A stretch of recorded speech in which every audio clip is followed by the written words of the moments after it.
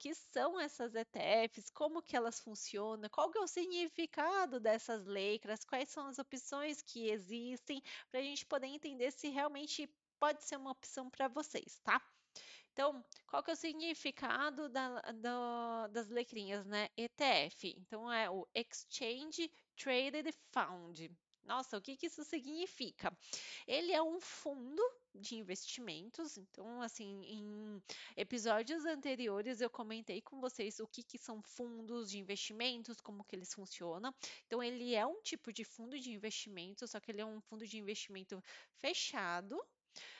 Nesse fundo tem vários ativos dentro da carteira e ele é negociado na Bolsa de Valores. Ou seja, ele é um fundo de investimentos fechados, só que ele é negociado na Bolsa de Valores. Então, você não vai lá na sua corretora entrar em fundos de investimentos para investir em ETFs. Vocês vão entrar em ações para investir em ETFs, tá? Apesar delas serem um fundo de investimentos, elas são um fundo de investimentos com capital aberto. Elas são um fundo de investimentos que elas são negociadas na bolsa de valores. Então, ela fica lá na parte de ações e não na parte de fundos, apesar de ser um fundo, porque ele é um fundo fechado, então você não vira cotista desse fundo, mas você pode adquirir cotas desse fundos através do mercado aberto, do mercado da bolsa de valores, tá? E costuma acompanhar ou replicar um índice. Como assim? Nós temos no mercado, né, no mercado de bolsa de valores, vários índices. Eu trouxe aqui para vocês alguns tipos de índices, por exemplo, o índice Bovespa, o índice Dow Jones, S&P 500, Nasdaq. Nossa, eu já ouvi falar, mas não faço ideia do que seja cada um deles. Por exemplo, o índice Bovespa. O que está dentro do índice Bovespa? Bovespa é aqui do Brasil, é o índice da Bolsa de Valores brasileiras aqui de São Paulo. Dentro desse índice, tem uma composição com porcentagens de empresas. Por exemplo, alguns exemplos que tem dentro do Bovespa. Tem uma porcentagem de Vale, tem uma porcentagem de Itaú, tem uma porcentagem de outras empresas, tá? E vai tendo um ranking, assim, se você fizer uma busca, índice Bovespa empresas e porcentagens, vocês vão ver quais são as empresas que estão nesse índice e qual é a porcentagem dessas empresas, tá? Se você não quer comprar todas essas empresas que estão nesse índice, mas você quer ter exposição ao mercado brasileiro como um todo, aí o que que você faz? Você compra um índice Bovespa. Eu vou mostrar para vocês depois o código dele, tá? Então, assim, ao invés de você comprar, eu quero comprar Vale, eu quero comprar Pecro, eu quero comprar Itaú separadamente, você compra uma cesta já com tudo isso, só com em uma única vez, tá? A mesma coisa para Dow Jones, S&P, Nasdaq, que são índices lá dos Estados Unidos, né? Então, o Dow Jones é o índice das indústrias, o S&P são as 500 maiores empresas, o Nasdaq são as empresas de tecnologia. Então, cada um deles tem índices e ele vai seguindo esses índices, ou esses fundos vão seguindo índices. Então, aqui eu achei esse diagrama super interessante que o ETF ela é justamente a composição entre uma ação com um fundo, tá vendo? O estoque, ele é uma ação e um fundo. Então, ele é a junção desses dois, né? Ele é um fundo porque ele tem as características de um fundo, então, é um fundo que faz investimento em várias outras empresas, tem porcentagem e tudo mais, mas ele é negociado na bolsa de valores. Então, você não vai lá na área de fundos, você vai em ações para comprar essas ETFs, tá legal? Então, isso é um geral sobre o que são ETFs. Vamos entender um pouquinho quais que são as vantagens, né? Para que eu investiria em ETFs e não em cada empresa? Eu quero investir em cada uma delas. Qual que seria alguma vantagem de eu comprar ETFs? ETF é uma cesta com vários ativos, tá? Então, ao invés de você comprar vários ativos, você compra apenas um ativo e você está exposto a várias coisas através da bolsa de valores. Então, você compra apenas uma cota lá na bolsa de valores e você está exposto a várias empresas com apenas uma cota. Ou seja, se você não tem tempo para ficar pesquisando o melhor momento, mas quer ter exposição a algum mercado, essa é uma excelente maneira de ter essa exposição, principalmente para exposição em mercados que você desconhece, tá? Outro ponto é que, ao invés de eu comprar vários ativos para estar exposto de maneira diversificada, você consegue diversificar comprando apenas uma ETF. Então, é bem essa representação aqui dessa cestinha aqui, tá vendo? Ó? Aqui eu tenho várias empresas aqui, ó. Posso ter de elétrica, posso ter commodity, posso ter varejo, posso ter várias coisas aqui dentro, só que eu vou comprar apenas uma ETF, tá? Então, essa é uma maneira muito interessante de exposição à diversificação e principalmente a mercados que você desconhece ou que você não quer ficar tendo exposição separadinha. Você pega toda uma cesta e compra tudo de uma vez com uma única ETF, tá bom? Bom, qual que são outras vantagens com relação às ETFs que também são muito interessantes, tá? A questão do custo de aquisição são muito parecidas, são as mesmas, assim, são muito parecidas com as de ações, por exemplo, corretagem. Então, se você vai comprar numa corretora que você já está acostumada e ela é zero corretagem, quando você compra ETF, ela também vai ser zero corretagem, então vai ser o mesmo preço, tá?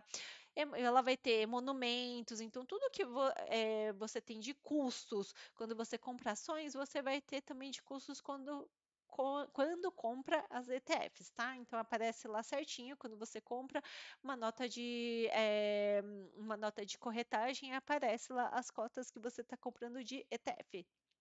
As características iguaizinhas de ações, tá?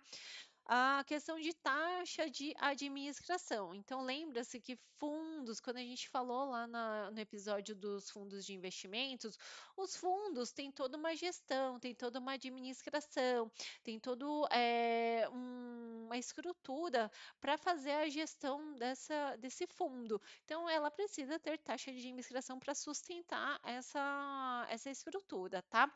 Normalmente, as ETFs possuem taxas de administrações em torno de 0,5%, que elas costumam ser menores do que a taxa de administração dos próprios fundos. Dos próprios fundos costumam ser acima de 0,5%, às vezes 1, às vezes 1,5%. Então, a questão de taxa de administração é igual um pouquinho melhor do que o do fundo em si, e uma vantagem é que não possui o come cotas, porque lá quando você tem o fundo em si, aí tem a questão da antecipação de imposto de renda através do come cota. Então, se você tiver lucro lá no fundo de investimentos fechado, se você tiver fundo de investimento aberto, se você tiver lucro, aí vai ter uma antecipação do pagamento de imposto de renda. Então, o imposto de renda não vai acontecer só no momento do resgate, mas durante todo o período, e eles vão comendo partes das cotas que vocês têm deste fundo. E já no ETF, você tem 100 cotas de uma ETF, você continua tendo 100 cotas dessa ETF, tá bom?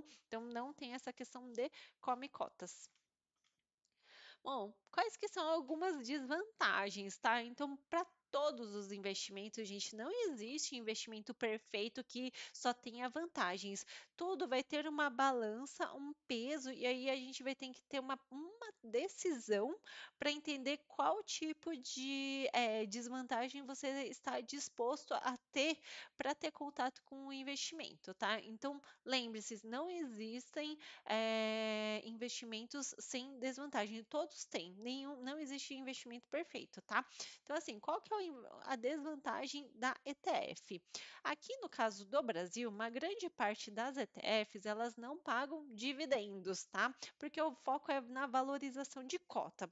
Eu vou mostrar para vocês dois exemplos que estão pagando dividendos, até porque é algo que brasileiro gosta, então teve esse movimento. Eu vou mostrar quem até puxou esse movimento e que foi interessante, que criou-se um índice de dividendos, mas a maioria dos ETFs brasileiros não paga dividendos, ou seja, você está exposto a várias empresas, as empresas elas têm lucros, elas pagam dividendos, mas o ETF ela pega esse valor, a maior parte, tá? Não são 100%, a maior parte desses ETFs pegam o que as empresas pagam de dividendos e reinvestem no próprio fundo, tá? Então, você que tem ETF, você fica com exposição ao mercado, mas vocês não recebem o dividendo. Então, essa é uma das grandes desvantagens das ETFs, principalmente as ETFs brasileiras, tá? A grande parte delas.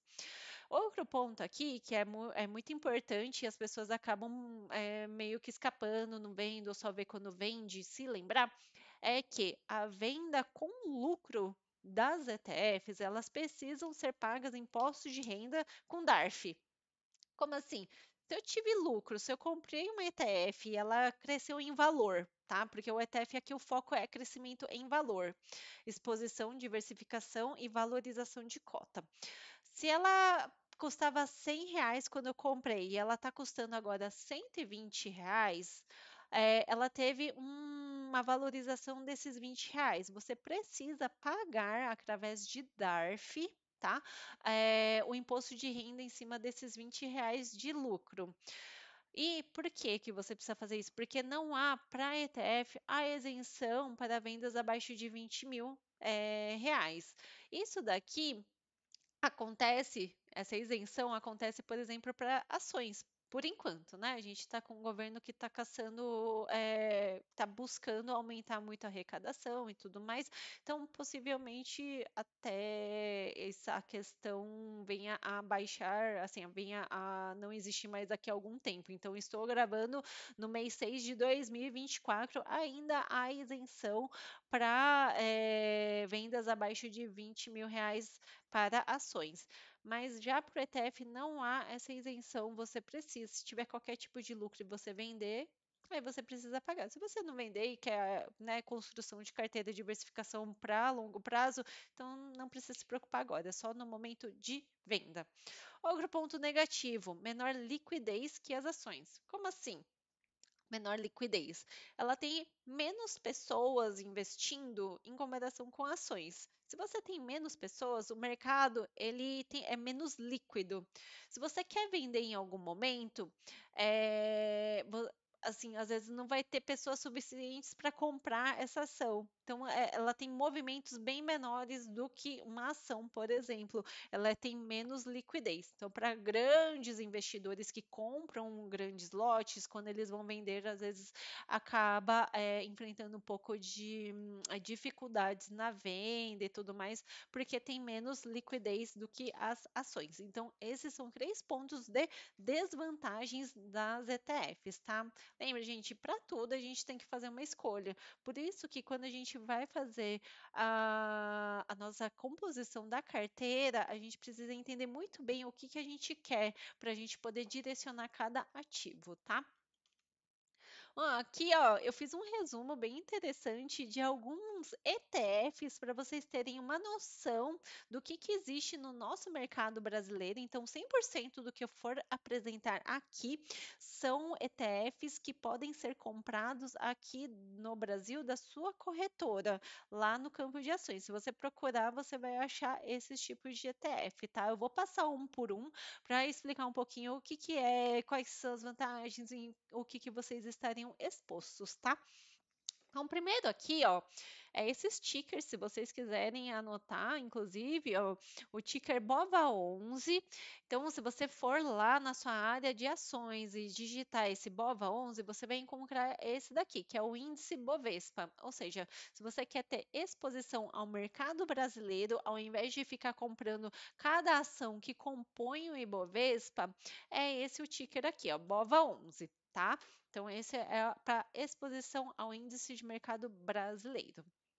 Que aqui a gente tem um bem interessante que chama IVVB11. Tá? Inclusive, esse foi um dos pontos, por exemplo, que eu comecei a investir no exterior, que eu comecei a investir nos Estados Unidos, quando eu estava dando os meus primeiros passinhos lá nos Estados Unidos, e eu ainda não tinha conta lá fora, mas eu queria ter a exposição porque eu sabia da importância, eu comecei por esse índice aqui, que chama IVVB11. Ele é até que razoavelmente grande. Quando você está investindo neste ETF, onde você está investindo? No índice S&P 500, que são as 500 maiores empresas de capital aberto dos Estados Unidos. Então, com um único índice, eu consigo ter exposição às 500 maiores empresas dos Estados Unidos, tá? Outro aqui, ó, é o Nasdaq 11, ou seja, ele replica o índice Nasdaq 100. Então, são as 100 maiores empresas não financeiras dos Estados Unidos, tá? Então, esse daqui é para, você quer ter exposição ao índice Nasdaq. O de baixo aqui é um índice interessante também, que chama IMAB11. O que que é o IMAB? O IMAB, ele replica o índice IMAB. Que índice que é esse? É o índice de títulos de renda fixa. Esse título é muito interessante, você pode comprar tanto aqui no mercado dos ETFs quanto nos fundos. Ele é uma cesta de títulos de renda fixa, tá? Então, se você quer ter uma exposição diversificada em renda fixa é o IMAB5, é um índice de títulos de renda fixa, tá? Outro aqui que eu trouxe é esse USTK11, que ele replica o Vanguard Technology, que são as 350 empresas dos Estados Unidos na área de tecnologia. Tá? Outro aqui, ó, o Small 11, que é o índice Small da B3, que é a classe de menor valor de mercado. Então, quando vocês ouvirem falar de small caps, tudo mais, ou exposição a small caps, provavelmente é através desse índice aqui, o Small 11, que ele é um índice da B3 para as empresas com menor valor de mercado, são as empresas, essas small caps, tá? Outro aqui é o Gold 11. Então, assim, você já ouviu falar sobre ouro, lastro em ouro, tudo mais, a importância de ter ouro como reserva de valor na sua carteira? Você pode ter uma das opções é através dessa ETF que chama Gold 11, que é replicar o desempenho do ouro, tá? Então, é um interessante também. E aí, aqui eu trouxe alguns exemplos só para vocês terem uma ideia da grandeza e da diversificação que a gente pode ter aqui do Brasil mesmo. Então, aqui ó, eu trouxe o China 11, que ele replica ações da China, uma carteira de ações da China, e esse Europa 11, que é o índice MSCI da Europa. Ou seja, com dois tickers aqui você consegue ter exposições no Oriente, na China, se você tiver interesse, ou em empresas no geral da Europa. Tá? Então, principalmente para mercados que você não conhece, se você quer ter uma exposição, para mercados que você tem algum interesse, porque você vê valor como o ouro, por exemplo, você vê valor em ter ouro, exposição de ouro na carteira, por entender a questão do lastro, das economias, mas você não entende nada de ouro, você não sabe como comprar ouro e tudo mais, essa pode ser uma exposição interessante também.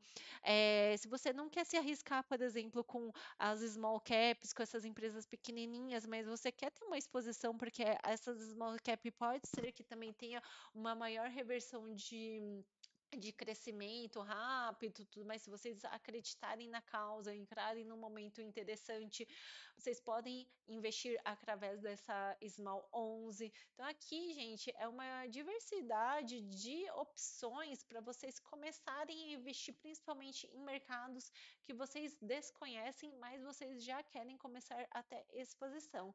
Como eu citei aqui, que foi uma das primeiras exposições que eu tive no exterior, foi através desse IVVB 11 que eu carrego na carteira até hoje, tá? Então, as ETFs podem ser exemplos muito bons de composição de carteira e diversificação.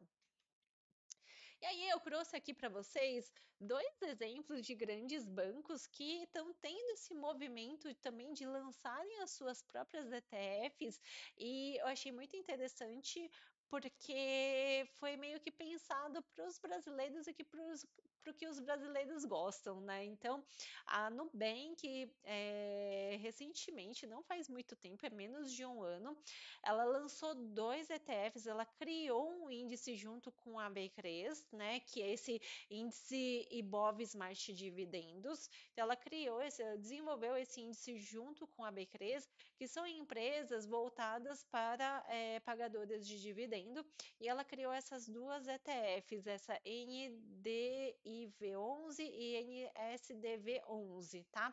Então, o índice é o mesmo, a maneira como elas se comportam é diferente. Por quê? Lembra que eu falei para vocês nos slides anteriores que a maioria das empresas das ETFs brasileiras não pagam dividendos, que os dividendos que elas recebem das empresas, elas reinvestem nos próprios fundos? Pois é. O que que a Nubank fez? Entendendo que a população brasileira gosta de receber dividendo e quem não gosta, ela resolveu criar essas duas opções, uma que distribui dividendos e outra que não distribui dividendo, que ela tem esse comportamento de reinvestir no próprio fundo, tá? Então, esse Nuibov Smart Dividendos, ela paga dividendo. Então, esse primeiro aqui é a ETF da Nubank, voltada para empresas pagadoras de dividendos, e essa ETF paga dividendos, tá? Já essa aqui, esse segundo ETF aqui, ela acompanha o mesmo índice, esse índice Smart Dividendos, mas elas não pagam dividendos, tá? Então, todos os dividendos que elas recebem das empresas que elas investem, elas reinvestem no próprio fundo. Então, esse daqui é focado para aumento do próprio fundo, tá? E aí, o que que a Itaú fez? A Itaú, acompanhando essa questão do Nubank, no mês de junho agora de 2024, ela lançou esse Divide11, que é justamente acompanhar o índice B3 com as 48 empresas pagadoras de dividendos. Ou seja, ela também criou um índice que paga dividendos, tá bom? Aí eu trouxe outro daqui só para exemplo que os bancos também fazem, né? Que é essa ETF de renda fixa do próprio Itaú. Então, o Itaú ela tem as suas ETFs e pode ser uma opção também sendo desses grandes bancos.